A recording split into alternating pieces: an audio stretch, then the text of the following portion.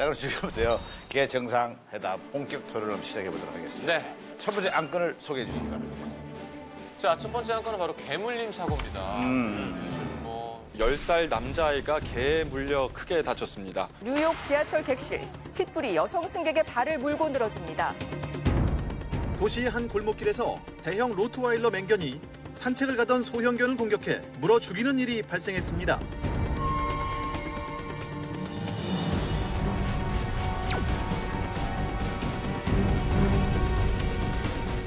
저희 개훌용 열혈 시청자께서 사연을 보내주셨는데 저희 승희 씨가 읽어주시겠습니다. 네, 안녕하세요. 이경규 강훈련사님. 개훈련 잘 보고 있습니다.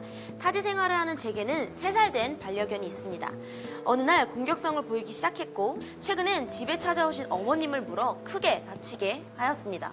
최근 개물림 사고 뉴스를 접할 때마다 아주 걱정이 많은데요. 대형견을 키우는 친구가 제 반려견의 공격성을 보고 말하길 타인에게 상해를 입힌 경우 징역을 살게 될 수도 있다고 말해 두려움이 큽니다. 만약 우리 반려견이 누군가를 물게 되면 저는 감옥살이를 하게 되는 걸까요? 생각만 해도 너무 무섭습니다. 개훈령 도와주세요. 자, 이거는 법이 있지만 사실은 거기에 대해서 정확하게 구체적인 건 잘 모른다. 그러니까 이거는 대단히 설명을 많이 듣고 싶고 우리들의 생각도 좀 궁금하고요. 뭐 그런 얘기를 좀 해보도록 하겠습니다. 갑자기 제가 손석희 씨가 된 느낌이 좀 이게 가장 네, 알겠습니다. 지금 시간이 없습니다. 이경규 씨도 엉덩이를 물리셨던 적이 있는 걸로 알고 있거든요. 네네. 엉덩이 물리셨나요? 물리긴 물렸죠. 어떤 상황이었는지. 그것은 이제 제 잘못이라기보다도 네. 강훈련사의 방심이죠. 가만히 계세요. 빨리요. 빨리요. 빨리요. 예. 가만히 계세요. 저도 많이 물리기 때문에 뭐 할 말은 없는데 예. 돌발적으로 하는 거기 때문에 개들 속을 잘 모르잖아요. 맞아요. 완벽한 이해는 영원히 할 수 없는 거잖아요. 저도 언어가 몰라요. 없잖아요. 예, 저도 몰라요. 네. 가능성을 예측하는 거지. 그럼요. 여러 가능성을 예측하는 거죠. 우리 좀 변호사님께 물어보겠는데 제 개가 만약에 이제 사람을 물었잖아요. 예. 그럼 그 보호자가 감옥에 갑니까? 이경규 씨가 감옥에 가나요? 이경규 씨가 감옥에 가나요? 가실 수도 있죠. 그게? 일단은 두 가지로 나눠볼 수가 있을 것 같아요. 그러니까 개가 사람을 문 경우, 그리고 이제 개를 문 경우 이렇게 나눌 수가 있는데 먼저 사람을 물어서 상해나 혹은 사망하게 한 경우에는 형법상으로는 과실치사상죄에 해당을 할 수 있고 또 동물보호법 위반에도 해당이 돼서 최대는 징역 3년까지도 처해질 수가 있습니다. 상해의 경우에는 2년까지고요.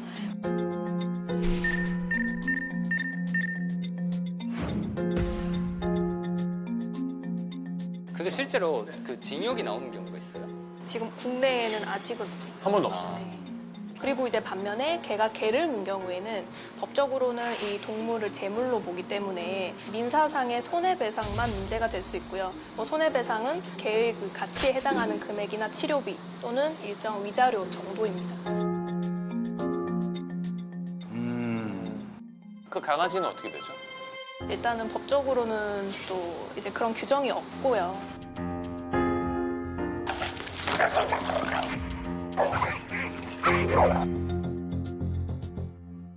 저희가 토론 주제를 확인하고 본격적으로 한번 의견을 네네네. 나눠보겠습니다. 자, 주제를 보여주시죠. 그래요.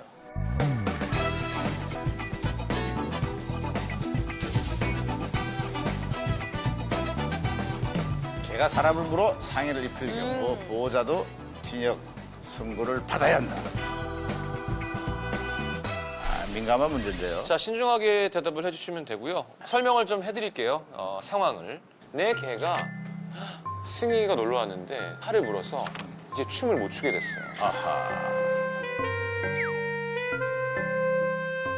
이경규 씨 엉덩이를 물어서 그게 아니고 더 이상 낚시약 이해할 수 없고 한쪽 엉덩이로만 해야 돼.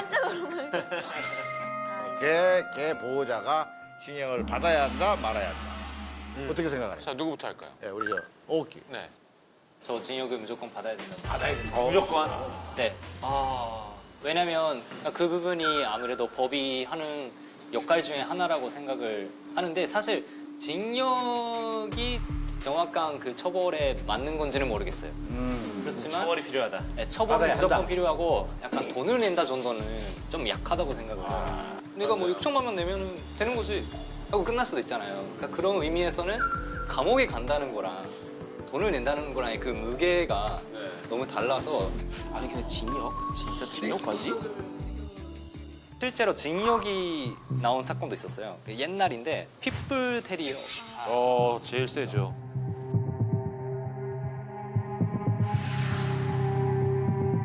그 투견을 완전 사랑하시는 분이었대요. 그분이 그 집에서 어떤 귤 농장이 있었대요. 근데 거기까지 한 2km 정도 있는데 본인은 차를 타고 이렇게 운전하고 뒤에서 이렇게 따라오게끔 그런 식으로 운동을 시켰었대요. 줄 없이. 근데 그러다가 이제 또 아기가 옆 그 공원에 있으니까 몰려가지고 죽은 사건도 있었고요. 그래가지고 징역 1년 받았어요. 그러니까 이게 꼭 1년, 11년, 21년이 문제가 아니라 그죠? 이거는 말이 안 되는 거 아닌가요, 사실? 그 사건에서 되게 재밌었던 게 그 판결문이 있을 거 아니에요. 거기서 그러니까 걔가 물었다가 아니라 걔를 물리게 했다라고 표현되어 있었어요. 그 주인의 책임을 이렇게 좀 지게 하는 거잖아요. 그런 게 좀 이 사건이 되게 특이한 케이스였거든요. 네. 그래서 저는 징역에는 찬성한다. 한다. 강한 제재가 필요하다. 그래요. 승희는? 저도 승희 씨도? 찬성합니다. 찬성한다. 같은 의견이고 이렇게 집에 하지- 개가 있어요, 없어요? 없습니다. 그러니까 그렇게 자신 있게. 자, 타일러는? 저는 반대합니다. 반대. 반대. 저는 아무래도 징역 가면 감옥 가는 거잖아요. 네. 근데 감옥 가는 걸로 과연 이게 얼마나 상황이 해결되느냐, 진짜 그게 실용성이 있는 처벌이냐, 이건 되게 의심이 많이 되고요.